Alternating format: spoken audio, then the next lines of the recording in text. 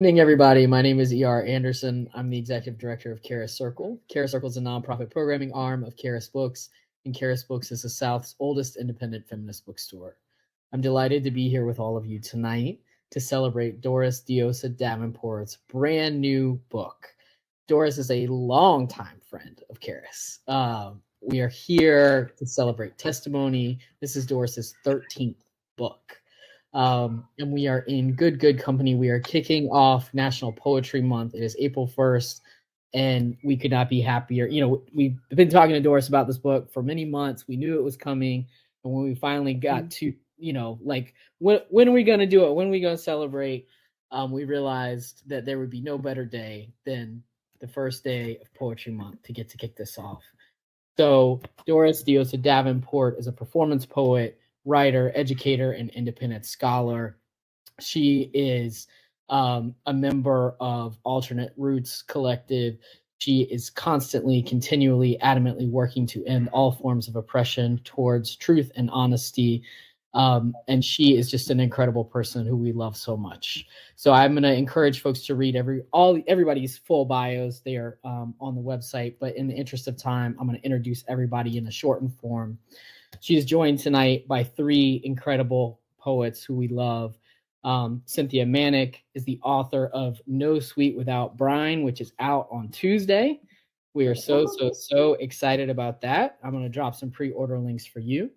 Cynthia is also the editor of The Future of Black Afrofuturism, Black Comics, and Superhero Poetry, and Blue Hallelujahs, as well as other things. So you can check Cynthia out online. She currently serves on the board of the International Women's Writing Guild and the editorial board of Alice James Books. We are joined by J.P. Howard. J.P. Howard is a poet, educator, literary activist, curator, and community builder. J.P. is the author of Say Mirror. J.P. was a Lambda literary finalist. I had the pleasure of first meeting J.P. at a Lambda emerging writers meetup festival place. I'm trying to think what the word is. It's been so long, but we had a lovely meeting there. JP is a community curator. She curates Women Writers in Bloom Poetry Salon, and her poetry is widely anthologized. She is a general poetry editor for Women's Studies Quarterly and editor at large of Mom Egg Review at Vox Online. And finally, Malika Imhotep, Dr. Malika Imhotep, uses Ra or they pronouns, is a Black feminist writer and performance artist and cultural worker from Atlanta, Georgia. They are co-convener of a spiritual political education project called the Church of Black Feminist Thought and a member of the Black Aesthetic Curatorial Collective. Their work has been published in Scallywag, Mag, Burnaway, Arrow Journal, the Guggenheim Museum, Poets.org, Southern Cultures, and elsewhere. And their debut poetry collection, Charis had the honor of celebrating. It is called Gossypiin, and it was published by Red Hen Press in 2022. You can check that video out. And Doris was, of course, a part of that. And check that out on our YouTube channel if you want to go back and see that. So I see our chat is already alive and well, and we encourage you to please keep the chat lively. You know, clap in the chat, shout in the chat, let folks know how much you are appreciating their work. You, of course, can ask questions too at any time in the question box or in the chat, and I'll move them over. But welcome to you all. Thank you so much for helping us celebrate Doris's legacy, this important book, and Poetry Month in general. We're so glad to have you. Thank you. Thank you, ER. Thank you, Mama D. That's what I call Dr. Doris Diosa Davenport. That's my Mama D, okay? Thank you, JP. Thank you, Cynthia. Thank you to everybody here. Thank you to Charis Books. I'm so honored and overjoyed to be hosting this celebration for number 13. There's a picture in this book. You're not really going to be able to see it, but it has the book covers of all Mama D's books, starting from It's Like This, which was published in what, 1981? Something like that. So this is somebody who's been out here doing it, ain't new to this, but true to this. And I can't think of a better way to start off National Poetry Month than with a celebration of this latest fruit of your labor. To begin, I just wanted to invite us or we just wanted to invite us all into a moment of presence, to come in and arrive together with 3 shared deep breaths. So with this first deep breath, we're just going to breathe in and release all the stressors and antagonisms of our daily lives, all the violence, all the bills, all the wars. We're just going to breathe those in on an inhale and exhale to release them all.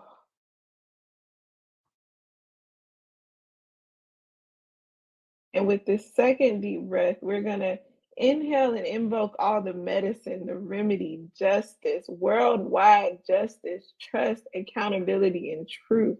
We're going to inhale and release to spread that all over the world wherever we gather.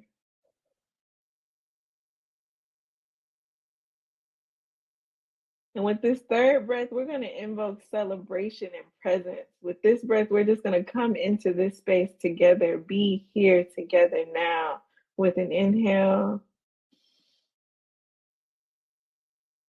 Oh, and an exhale. Yeah. Wow, and we have arrived. We have arrived. How y'all doing? Just to get started, can I just ask how y'all doing? How y'all feeling today? Good. Very good. Very good. Very good. Very good. Yes. Hey, everybody. Hey, all my sisters. Hey, I see you in the chat, but I can't talk and think and chat at the same time. But I'm feeling so good. So glad to see everybody. Yeah, and feel free, folks, joining us in the chat just to tell us how you're feeling. To begin, we're going to invite Mama. Oh, no, wait, I'm going to open the door and sweeten the way with a poem. I almost got away with it. By request of Mama D, I'm going to read a poem from my recently released poetry collection, or I guess it's almost been a year, but it's recent. Gossypiin, that was celebrated here at Charis last year, a couple weeks ago, or a couple weeks to the day last year. One of 4 women walking down Peachtree Street licking herself, after Nina Simone. Nina dredged up peaches from the back of her throat. Let it out with a sonic break I lose myself in over and over again. Auntie Linda say, when you heard her sing it, you could feel it and knew exactly who she was talking about. You could see her, bitter black daughter of slaves, hiding sweetness under tar-colored callous, manner tough like a fist, balled tight as a heart, held before her chest like a prayer she's scared to have answered. And Southern as I am, I still like my peaches unripe. Like when the flesh resists my teeth a little bit, or at least that's what I thought I liked, till one day I bit hard and felt the sweet of it slip right through my fingers, right down my arm, and before I could think, my tongue went chasing after it. And right then, the brown wasn't bitter no more, just soft, like how I imagine molasses feel to spoon, or less metal, like honey to comb. And my hand still held the too soft flesh. And the sun coming down made it shine something like special. And my mouth started to get sticky hot with all that sugar turning molasses.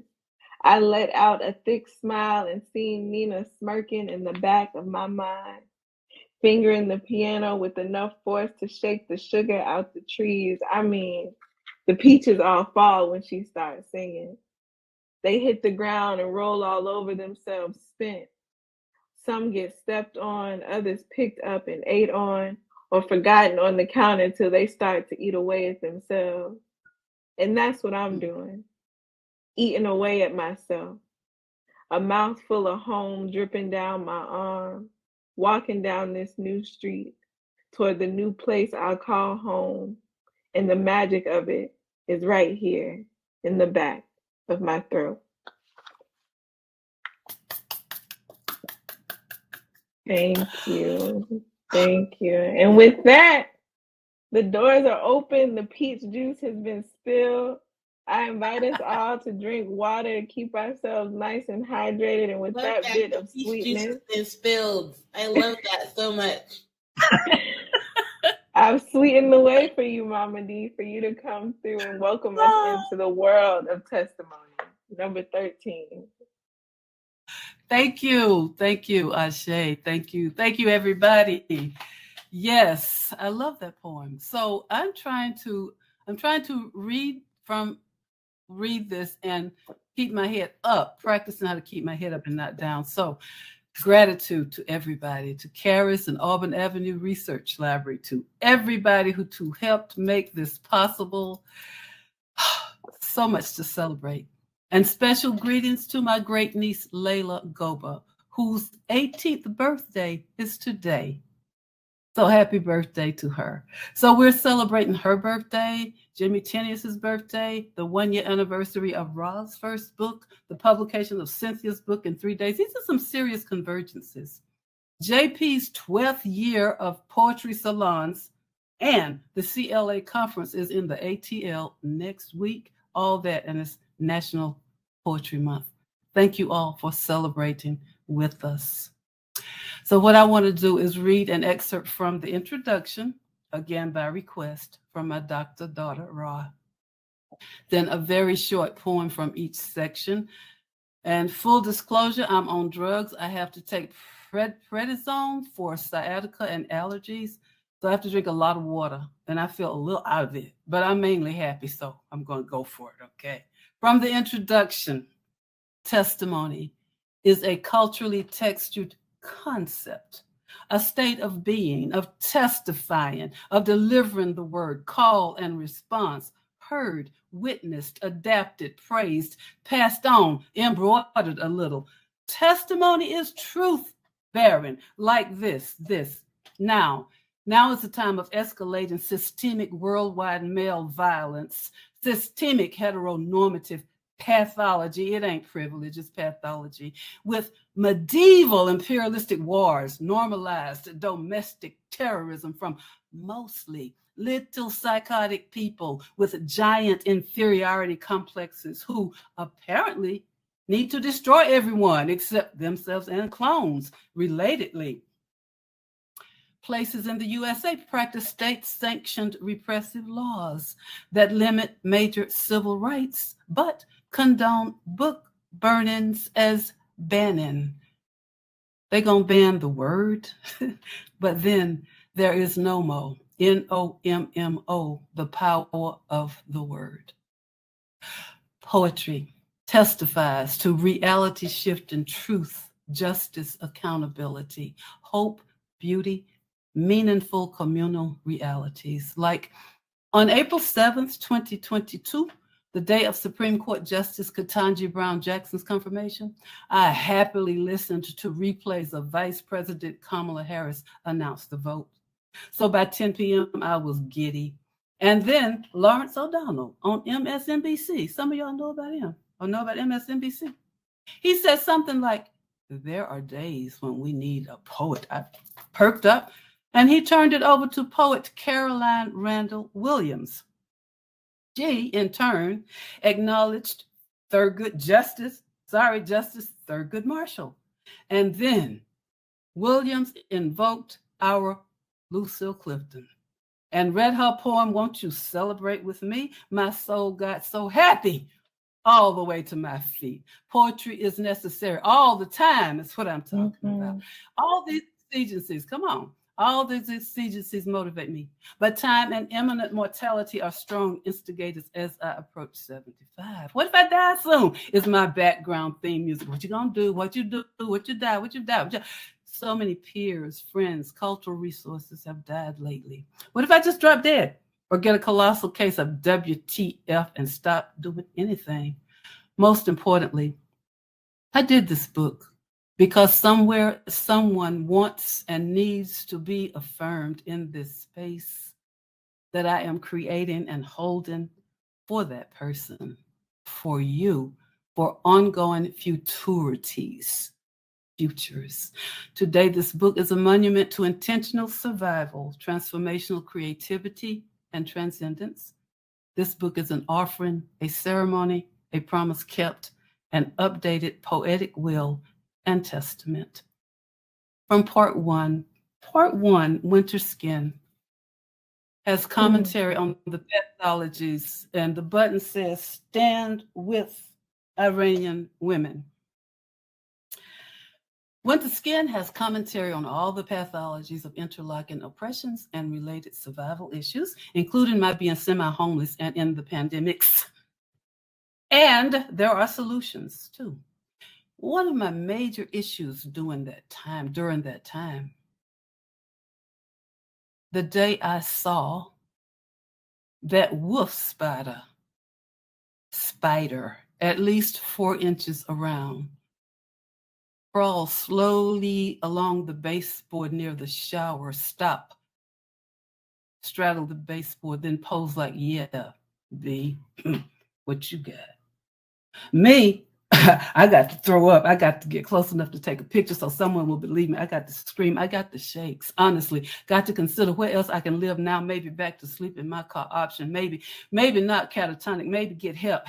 Understand. The homeless have no rights. The poor sleep rough every night, regardless where we lay our heads. And arachnophobia is real.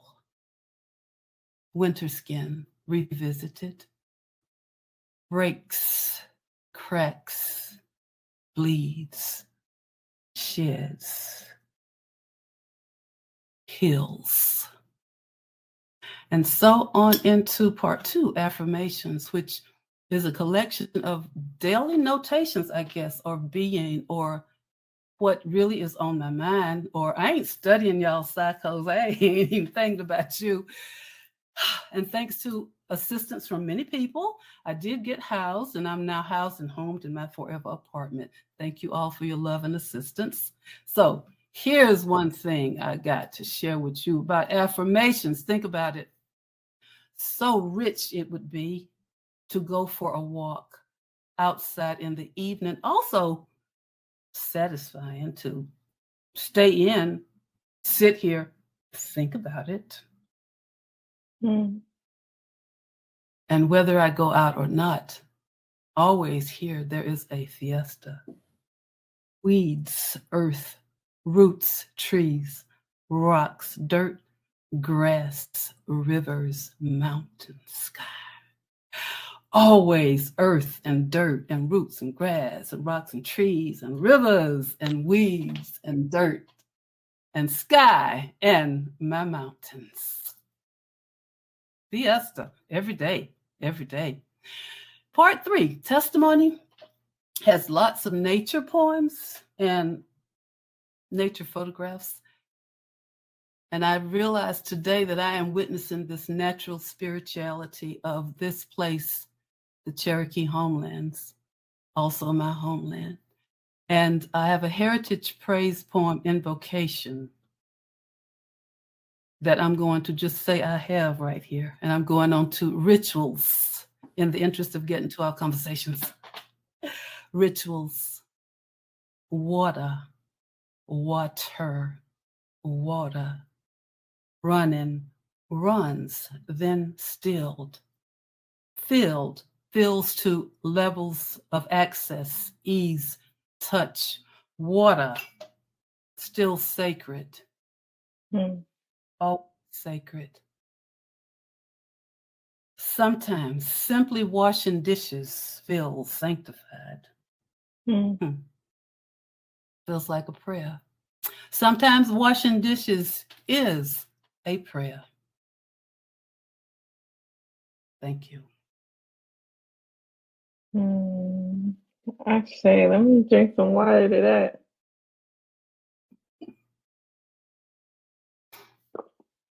Sometimes washing dishes is a prayer. I see poetry is necessary all the time, reverberating. That was definitely a line that I had underlined in the book as well. Thank you for bringing us in, Mama D. Next, I would like to welcome up JP Howard to share with us.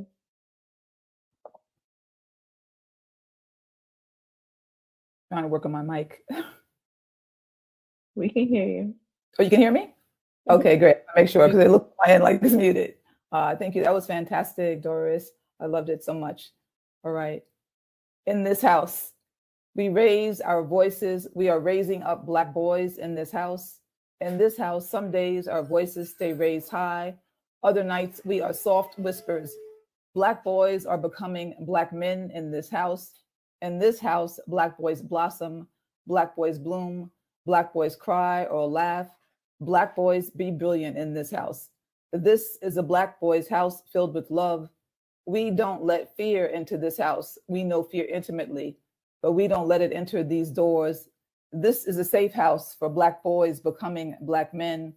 This is a safe house for Black men who were once Black boys.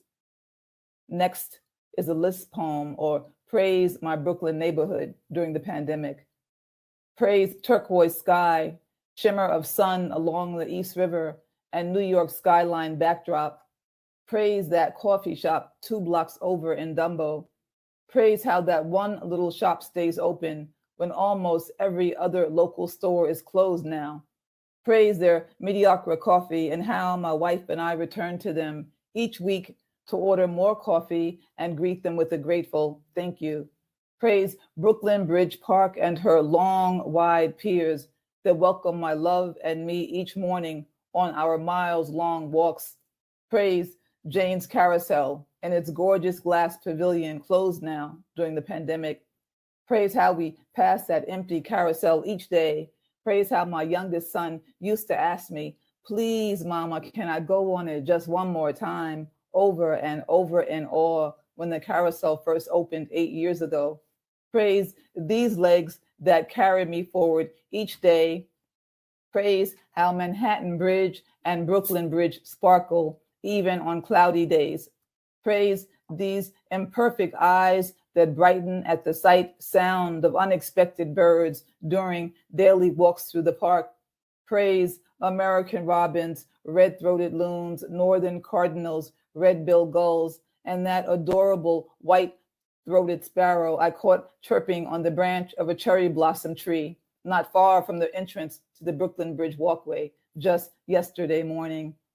And this poem is especially appropriate for today. The next one, it is called Praise Poets and Their Pens, and it's dedicated to my 3030 crew, a group of women I've been writing with for many years now. We began on April 1st, and we write for the next 30 days, a poem a day. And so this is what it's called. Praise daily poems in my inbox, how they make me laugh in one stanza, then break my heart the next. Praise how poets hold on to our first loves and scent of mama, now gone.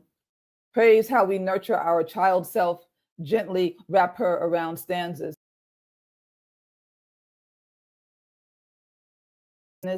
Let our writing heal at home, at work, in cafes, even in the ICU. Praise how we hold our memories up to light, gentle and cupped in palm of hands.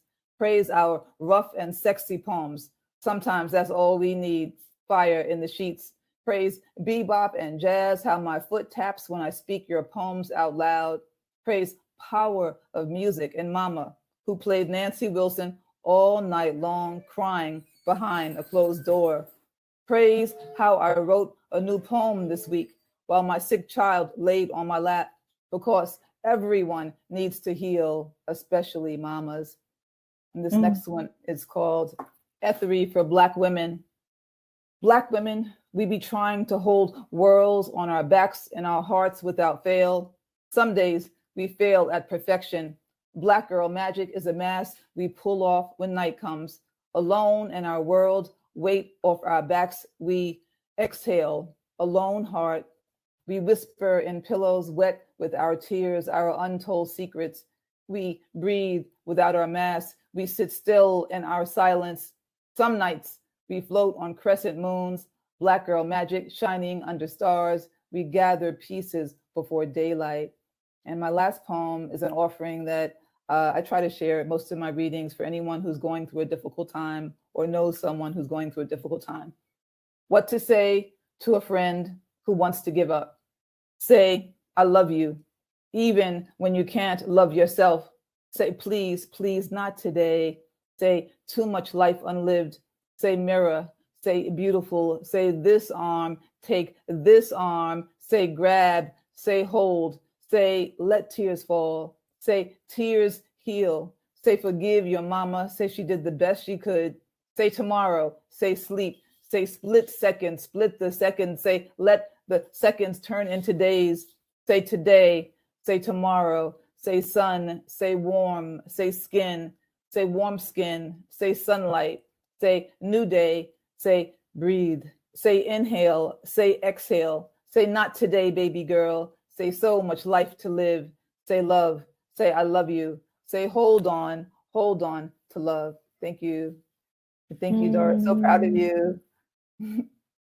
Thank you. Let our writing heal. Yes. Thank you so much, JP. Wow. I'm floating, y'all. I'm floating. Thank you. Thank you. All right, Cynthia, welcome. Thank you. Congratulations, Doris, on this wonderful collection, and thank you for having me. I'm going to read 2 poems from the new collection. The first one is called Self-Portrait Number 13, What's Passed Down in the Making. Sometimes I smile just like my mother, as if the skin and gums remember the day I was born, between thick thighs and southern jasmine, with a second toe larger than the first. I arrived as a red-throated anthill, just as busy. And maybe the moon was in my half-blind eyes, but I felt what was handed down. Stories in the water, darkling skin luminous, grandmother's brass comb, its teeth well used, a bowl of awe and root, veins of an ancient path, thumbs into prayers to put me on the side of right, and the galloping heart of a jukebox. But what did my mother dream when she knew how much hunger the dark could contain, how close we are to mices behind plantation-born juleps, boxes in the henhouse, kissing caskets, knowledge that we use our bones to hold up more than just our bodies. She saw a girl using stones and light, hands learning the art of pepper oil, hair braiding like a rope to free oneself, the tones of hand games to sense when a voice is off, and bare feet striding a ground bursting with fire tulip lips. And my next poem reminded me of Doris. It's called B-Side Testimonials. And I actually wrote it on the last day of residency in Maine. And I was thinking about how we testify all the time in our personal lives, never really outside in poetry. This poem is called B-Side Testimonials. I want to testify that the aunties were right. They were right about having a spare $40 tucked in the rattiest bra you own, to keep it there, months in, no years in, just in case the bloom goes sour, and you gotta fly on the gray dog, greyhound for yourself or someone else. They were right about how an onion bulb can save a half-price Cornish hen. About Sunday parsley and paprika, ask your man if and when he can taste either. I want to testify that sometimes you gotta do battle with your scalp, the reflection in the mirror, then your hair. Create a salve of lavender, peppermint, and red castor oil. Don't rub it in like it's a sin or stain you gotta colonize. Remember, you're doing root work. Don't be afraid of the halo your head can make. Let it be a sonnet, dark or bright as Van Gogh's Starry Night. And yes, you know Van Gogh. I want to testify that I want more poems about pH balances and my cobalt x-rays of fibroids that look like honey glazed cakes. How a body learns to accept the mass incarceration, intrusion. I wish they were retractable gills or a coral storm gift for some fantastical purpose. I want to testify that there ain't no glory and being quiet and dignified. I want to testify that aging is a motherfucker. I want to testify that I'm done with tasting elegies in my mouth. Instead, I think of the 79 moons of Saturn. Give them proper names like Cletus, Chantal, and Ponyboy. I want to testify that my fortune has not been told. Despite the world courting my curves to an end, I see the future unfolding like an old school card catalog, each card filled with dates, a shuffling of titles and days with lines pointing to all corners of the world, diagrams of humming blood relations, each card smelling like a recipe or a version of home. Thanks, guys. Thank you for having me. Oh, again. Wow. Love it. Definitely a Doris. All right. So we're going to transition. People who know me know I'm good for my famous questions.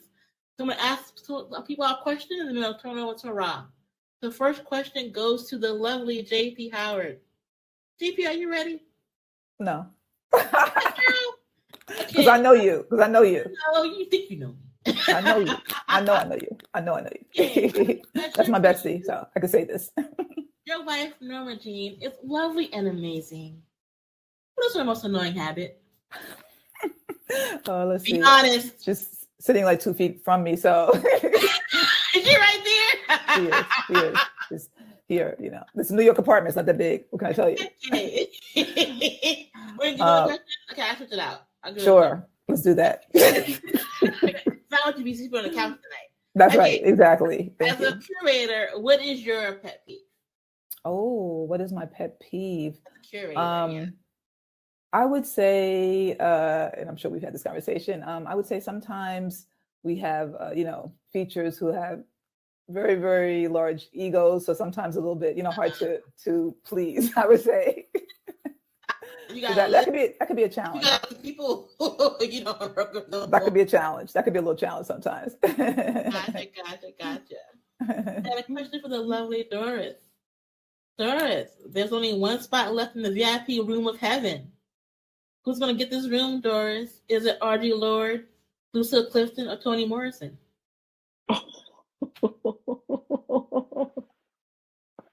I plead the fifth. I knew she was going to say that. I knew she was going to say that. I answer the question. I plead the fifth. They're all going to be in heaven. Okay, but who gets the best? Okay, wait. Who we got? Audre Lorde. Who else? Audre Lorde, Lucille Clifton, and Toni Morrison. Really, that's not fair. Lucille. All right. You know what? I support that, actually. That's right. Okay. I support that. Good answer. Okay, and last question for the lovely Rob. Rob, your bone marrow is in high demand. You are a match to Beyonce, Mariah Carey, and Cardi B. Who do you give it to? Rob, who are you going to give it to? Beyonce, Mariah Carey, or Cardi B?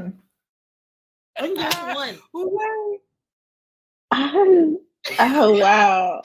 I'm going to give it to Beyonce. What? I feel it. Because then, Beyonce she got to put on a show. Like, when I think about the the ways my bone marrow would work,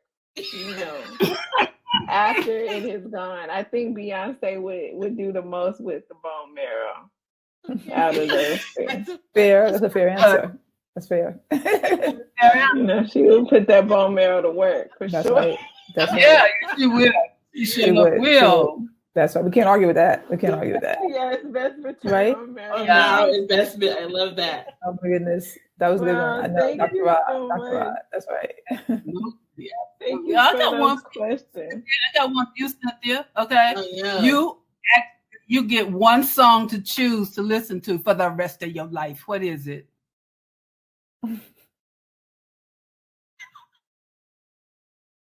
Rapper's Delight. Rapper's Delight to the hip, hop, hip it to the hip. Really? All right, then. All right. Only because I think it can give me if I'm in a bad mood, it'll get me in a good mood. If I'm in a good mood, it'll give me a better mood. All I love right. it. That's a great I'm answer. just like, Great yeah. answer. You're so good with these questions off the cuff. You're so good with it. Yeah, you can't catch Cynthia slipping. She Yeah, ready. that was a good one. That was a great answer. It was. I love it. Well, now we're supposed to be, right, entertaining questions and interactions with our audience members, our porch sitter company. What y'all got, people? What you got? If there are any questions, feel free to put them in the chat or use the Q&A function. Also, poets, JP, Cynthia, if you have any questions for Mama D about testimony, Yes. now is the time. Okay. I actually, yeah, I do, because I'm enjoying it. I'm still getting through it. But there was a whole entire section which I really found helpful in the afterword, self-publishing for 40 years. So maybe you could speak to that a little bit, because I think there's a lot that folks, can learn. So I hope that they get the book just for the contents, but also to learn a little bit about your own experience, because we don't often hear about that enough, So if you can just speak to that a little bit and how you decide to include that. So, because basically I feel like you're educating, your readers as well. Thank you for that question. I included that because thanks to Dr. Brianna, yes. Dr. Brianna, yeah, she is encouraging, has been encouraging me to think archivally, right? And that's one thing. But the other thing is, when I read a book of poetry, particularly that I really like, I want to know just a bit more about the poet. And too often poetry follows this classic detached from reality. Read the poem, just read the poem. If the poem doesn't tell me enough, so I wanted to address that. For one thing, I wanted maybe somebody reads something and says, well, what was she doing? What was happening last year? I wanted the information to be there. As for self-publishing for 42 years, when I realized that that was the truth, I thought there might be somebody who wants to know what that is like and why. The why, as I might have said, is I simply cannot wait for my poetry to be adjudicated through somebody's limited taste and experiences. For example, somebody might want to publish the lesbian poet. Well, I got some loving Black people poets in there, right? Somebody decides, well, feminism is out. No, it's not out. Not as long as I'm alive. I will use that word or something like it, right? And, oh, well, we can't do all of that. Many people bifurcate their brains. And I am always going to be country and representing affirmation and loving the small town I came from. So some people don't understand even that. But I like to go barefooted just a little bit on the ground, that kind of thing. And so I wanted to have all of that in my books when and if I wanted to. It's about autonomy. It is about authenticity. And it's about impatience. Like, I got to get my books. I got to get my poetry out there. And I will back that up by saying, as I said to somebody, there is, of course, a prejudice against lots of self-published work, as I'm sure you all are familiar with. And one of the reasons used to be that, anybody can self-publish. There are no standards involved. But I have to remind people that, first of all, I got a BA in English from Payne College back in the day, when to go there was the equivalent of a PhD at most other places, because our Black teachers did not play when it came to teaching that stuff. Okay, number one. 2 and 3. Well, then, didn't I get a PhD in African American literature, which includes all that other white literature, because we had to study that first. So that the short version is, I know what I'm doing. Right. Absolutely. I love it. And it makes me happy. It makes me happy. Thank you for that question. It's Yes, the best way to go and experience some autonomy, some joy, let me see if I want to do this like that. It's just fun. Just self-publish a chapbook just for fun. Thank you so much. It's really important. So I'm so grateful that you included that. Thank you for that question. I have a question. I have 2 questions, Doris. First question is, when you read, you're very animated. When I talk to you, you have all this energy, you have all this positivity. As you think of the book, what music goes with the book? What songs do you think goes with the book? Your body's always moving when you read. Like, what music do you think inspired this book? And people just do it as I read this book.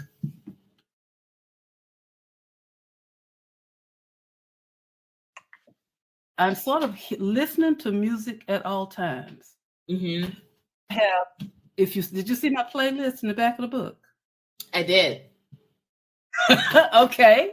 So then it's a picture, people. For those of you who don't yet have the book playlist, I'm like, being funny. It's like I got a picture of a record player, CDs, cassettes, and I have an arrangement of music. So it depends on what kind of poem I'm trying to get to come through. Like, for example, once, well, this is before I got my PhD, everything was really, really, really hard to get. So I listened to War incessantly, Southern Side of Texas, if you remember that. And lately, because I needed to finish this book, and really I thought I was going to die before I finished it because I was working on it for over a year. So I needed Wes Montgomery in the back. Okay. And then, of course, when there's any kind of intricacy, or I don't want things to be too complicated, there is always Nina Simone. But then if I need a little bit more energy, Jimi Hendrix. I'm real basic like that. Yeah. Yeah. And I keep Chicago on lately, Chicago Transit Authority. I cannot stop playing the first two albums. Somebody out there might know who they are. If you don't, please just look for Chicago Transit Authority. So that has some of the most amazing music, I think, that you've ever heard. Just, transformative music. So I listen to lots of music. I always have. I grew up in a community that listened to music. I lived in a house with about 20 people at one time, most of them aunts and uncles. Every one of us had favorite music, favorite musicians, and we were always playing music. So I don't remember a time when there was not the sound of some music around me. I have a question also. My question is about the photos in the book, not just the photo album that you've included, but your practice of taking photos of nature, of butterflies, moths, trees. Like, could you tell us a little bit about what your practice of taking photos of nature and what that means to you, and why that was important to include in the book? Thank you. It was important because all of nature is sentient. Honestly, trees really are alive. And then there comes a time when, a limb will die and it will fall off, or people decide the tree is dead at the root and kill it. But I believe in the mystery and spirituality that surrounds us, and I always have since I was a little girl. When I was a little girl, I saw this giant moth fly up to my window and lean against the window and grinned at me and said, "We'll be back to get you," right? I tried to tell somebody I saw that thing. It was a big moth face thing. Well, nobody listened to me. And then there was a storm. We moved to another house. It was a bad storm, big old tall trees. Trees just whoom. And I saw the trees riding. There was a spirit riding those trees, and it would bring it down to the ground, and back. And I just stand there shaking. And my grandma was like, "What's wrong with you?" I said, "Maybe it's something in the trees out there." Now, what they're doing these days is making horror movies and flicks about things like that. They got to imagine. I saw it. Well, then there was this day, my granny was down there. I said, "My Mary, that is that's moving." I said, "That's moving," whatever it was. It looked like a ball of dust, lint or something. "No, it's not. You always telling stories." They did tell me I was telling stories, but things are sentient. I can see them. Well, short version, she saw it move too. Just a few minutes later, it moved. It was a bug that had crawled in some lint, and now it was moving, right? But I just saw it, and I thought it was odd. Anyway, I respect trees. I love nature. It doesn't even have to be a whole lot of it. I have an affinity, it seems to me, with many of the aspects of nature that I take pictures of, and I love it. And in terms of poetry, in the third part of my book, the pictures seemed as important as words. Seriously, I've heard people say that before, but then they go on and try to match the image with the words. And I really, at one point, I just wanted to have the pictures, just pictures, as poems. Thank you for that question. So our listeners don't have any questions? Yeah, any questions from the chat? There's a poem about the coloring book. I want to know more about that. Yeah. Where can I get a copy? Huh? Honestly, I do believe. don't know about what it's called. Well, I really think Charis Bookstore and More can hook you up with that. What else did you say? Tell me about the poem. Tell me about the poem and the coloring book itself. Should you read the poem? What page is the poem on? It is on page 67. I believe you like that poem. You've been talking about that. I do like it a lot. Okay. All right then. I thought Charis had some kind of policy that said you ain't supposed to mention sex. So ER, y'all don't put me out, but I'm gonna read this. I'm gonna read this poem because Cynthia asked me to. Another photo for the Kant coloring book, in loving and grateful memory of T. Corinne. I should also say in loving and grateful memory to Chocolate Waters and to Julie Enser, because they conjured up this poem, sort of. Here, T. T was an artist. She created this Kant coloring book. She was an artist and a photographer, a white woman, Southern white woman.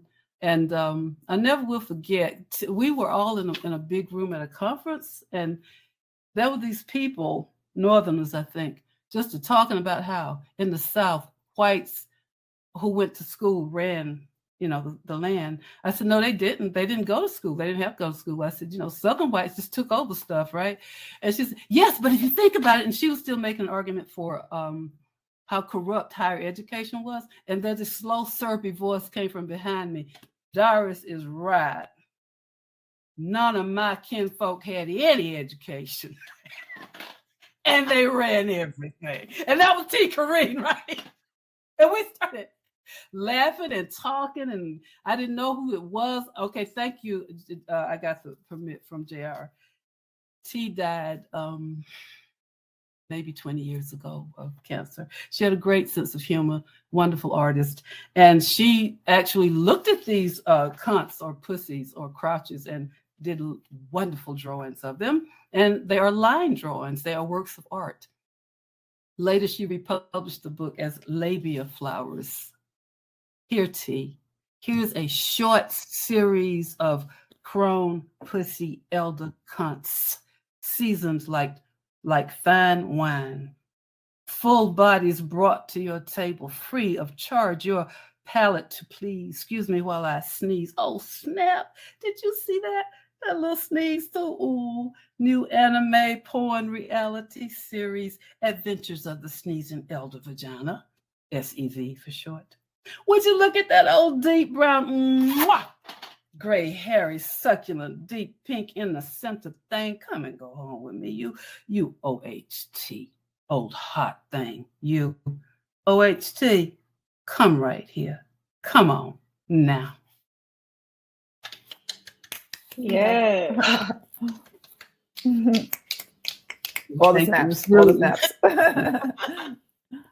And there's a link to the book as well. Goody. Book. She said, book. There you go. That's how you do it. That's right. And some crayon. I bet, you can get you some crayon. Easy too. That would be good. Yeah. You all got questions for each other? Any questions for each other? We sort of just did a mind meld, I felt. That's right. Yeah, exactly. We did. Oh, let's see. There's a question. There's a question there. Question from Charis. Can you tell us what testimony means to each of you? Oh. What does testimony mean to you? Is that the word or the book or both? What? I guess the book. Word. I mean the word. The word, right? The word. Right. The word. Mm. To me, I'll go first. I think to me, testimony is speaking the truth, sort of embracing it and sharing it with others. I feel like it's something very sacred when we give a testimony, sharing a part of ourselves with others, opening ourselves up to share it, to be heard. So there is something very sacred when I think about the sharing of our own truth, our own testimony with others. I'll go next. For me, testimony is actually connects to the soul. It's actually, for me, it's invoking without editing. It's speaking without editing. It's feeling without editing. It's feeling without censorship. I like that. Wow. Those are such good answers. I think when I think of testimony, two venues come to mind, right? I think of testimony in a church. I think of testimony in a court. And I think of a tradition of Black women and Black feminine figures of all gender designations who have used those arenas, whether they were the pulpit or the whatever they call the box you sit in court. I think about Tituba, the Black Witch of Salem. I think about Frances Thompson. I think about these women who use the scene of these collisions with the state to tell the truth, to speak their truth, to cast spells. Like, I think about testimony as a practice of speech that asserts the power of voice in the face of these other structures of power, whether that's in the church and you're giving your testimony of your live experience or your prayer experience, or you're called to give testimony for any other reason. Like, I think of testimony as a speech act that takes that personal power or gives power to your personal perspective and your personal experiences, regardless of whatever conventions you might be speaking up against. Yes. I would add that when I used it, I thought of it in the context of my African American community. And that's how I started with that riff on testimony. And in the book, of course, it leads up to acknowledging Dr. Geneva Smitherman, so that our very living was testimony. But we knew that stepping out the door, you could represent, walk pretty for the people. You didn't have to say anything and somebody would holler at you. I know that's right. It depends on what you were wearing, right?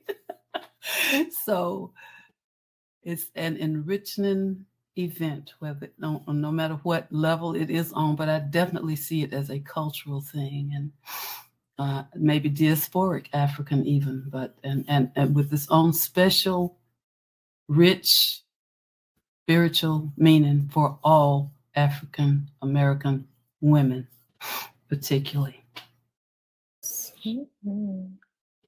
Thank you for that question.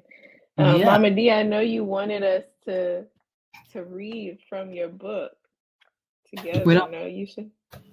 Well, how do you feel about it? I just wanted to leave folks. We've gone somewhere else. You want to do it? Yes, that would be great. Let's do it. Yeah, let's do it. That's right. New Year's blessing song. Okay, right. Let's do this. Now, I don't remember what the order was. Why don't we do? I know what it is. I will read the first stanza. I'll just call your name. Don't worry about it. Okay. Y'all got the poem, right? You got my lines. The first two on the second page. Okay. So we're ending with what I wanted to be a choral poem and blessing from my book, the last book, which is called New Year's Blessing Song, but actually it's an anytime blessing or invocation song, and it has pictures of a path. And may you find your path to being free, a path that won't oppress you or me. Ra, next two lines. Get all the rituals done, and as evening settles down, for the last time this virtual year. Yeah, Cynthia. Go outside, breathe into the earth, accept again this gift. JP. May we find a path to being free, a path that affirms both you and me, a path that affirms you and me, a path that affirms Both you. Both you and Hey, Ashe. Beautiful. Ashe. Ashe. Indeed. Thank you. Ashe.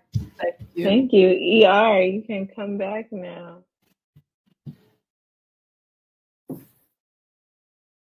Thank y'all so much. This is so lovely, and again, a great way to kick off our Poetry Month. So I want to let folks know, if you click this teal button at the bottom of the screen, you can buy testimony directly from Charis. Really does help us when you buy your event books from us. So thank you. You can also buy everyone else's books. So I'm going to drop the link that takes you to the page that has everyone's books all on the same page. So rather than drop one link after another that gets confusing, just go to this link, and then you can see everybody's book, including Doris's, again, so that you have lots of reminders. Cynthia's book is out on Tuesday, April 4th. No Sweet Without Brine. Say Mirror, which contains the poem that JP read that's so beautiful, is available. Gossypiin is available, and many of Doris's previous books are available on that page. So check it out and celebrate poetry. Buy poetry, get poetry from the library, read free poetry, listen to poetry, all the things. It's been a hard month and a hard year and a hard decade for so many people, and poetry really is a balm for so many of us. So I think celebrate that energy. And Doris, you always bring that energy to your work. So I'm so grateful for that and grateful for all that you do. So I hope everybody stays safe and well. And any closing words, Doris, that you want to say? Oh, you're muted, beloved. Oh, you're muted. Get you unmuted. Yeah. I'm sorry. I muted because I was laughing. And I laugh when I'm really happy. And people going like, well, what's she laughing at? I'm happy. I just want to close with gratitude and thankfulness, and so glad to see you all. So glad we could all do this. Thank you. Full heart. And I just want to say one last congratulations, Mama D. Congratulations on bringing this book into the world, for offering beautiful testimony, these poems, beautiful book, these proclamations, these potions. Thank you. Yes. Thank you for the blessing that it is, and for all the places you had to go, all the things you had to survive to bring this book into the world. And thank you, Charis, for giving us a venue to give a fitting coming out party for this book. Yes, it was beautiful. Grateful to have been a part of it. Thank you so much. Thank you.